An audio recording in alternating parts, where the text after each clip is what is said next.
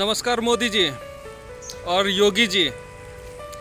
आप लोग जिस एज में चाय बेच रहे थे ना, और आप लोग जिस एज में योगी जी मंदिर में आप लोग घंटा बजा रहे थे ना, उस एज में मैं अपने खुद के पैसे पर एमएलए का इलेक्शन लड़ चुका हूँ। ठीक है। और आप लोग जैसे बुद्धिजीवी लोगों के चलते आज देश में जितने रेप हो रहे हैं ना, उसके जिम्मेवार भी आप हैं। आप लोग 12 साल से संसद में बैठ के सिर्फ टाइम पास कर रहे हैं, मेन मुद्दा का बात नहीं कर रहे हैं। सबसे बड़ा अफसोस कि हमारे संसद में 80 से ऊपर महिलाएं हैं जो कि सांसद बन चुकी है और सांसद भवन में बैठती है। आज तक रेप पे आप लोगों ने कानून नहीं बनाया। कानून कहाँ बनाया?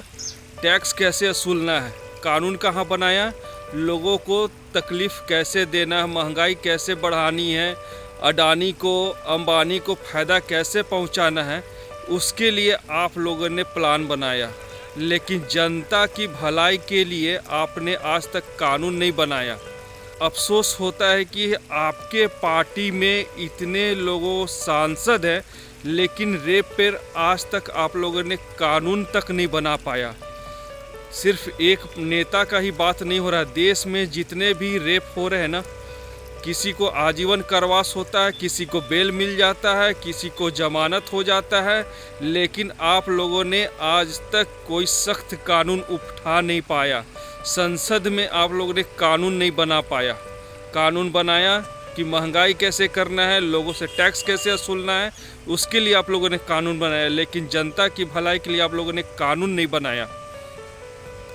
दूसरा नंबर कि अफसोस होता है कि हमारे संसद में इतने सारे महिलाएं हैं, लेकिन रेप पर अगर उनकी बेटी, उनकी बहन, उनके रिश्तेदार का अगर रेप हो जाता, क्या वह इसी तरह चुप रहती?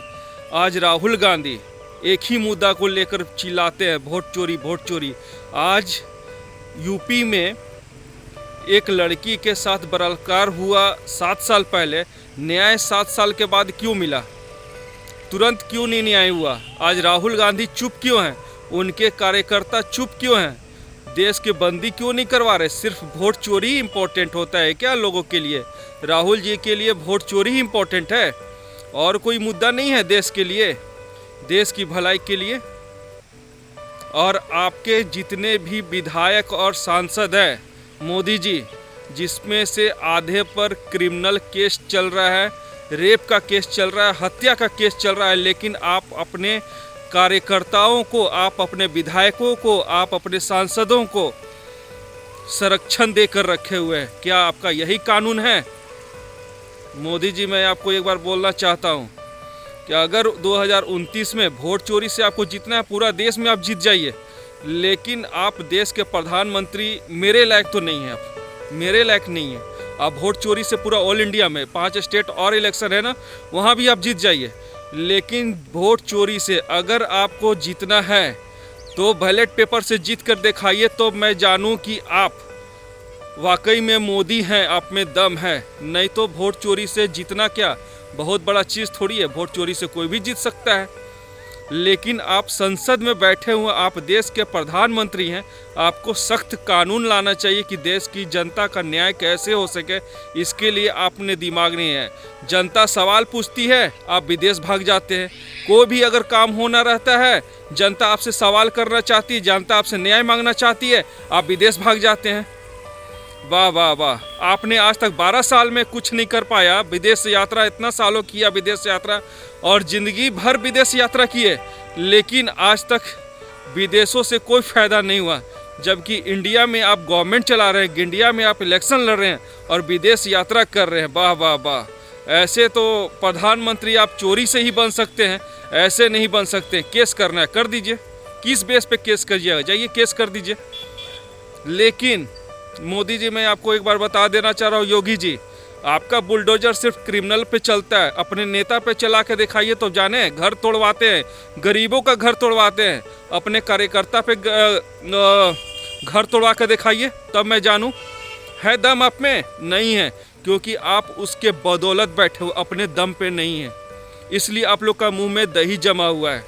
और हमको ताज्जुब होता है, हमको बहुत तकलीफ़ होती है कि हमारे देश के संसद में 80 से ऊपर महिलाएं बैठी हुई हैं, वोट चोरी के लिए चिल्लाती हैं, जीत के लिए लग चिल्लाती हैं, गाय माता का हत्या हो रहा है उसके लिए चिल्लाती है, लेकिन हमारे महिलाओं पर उत्पीड़न हो रहा है, हमारे महिलाओं पर अत्याचार हो रहा है, लेकिन बोली तक नहीं निकलता है इन लोग को। तो मैटर क्या उठाएंगे संसद में? कहीं समोसा का साइज बड़ा है, कहीं समोसा का साइज छोटा है। यही तो हमारे देश के पढ़े लिखे अनपढ़ लोग संसद में बैठे हुए हैं। एक से सवाल पूछा जाता है एक से सवाल तो ही करते हैं।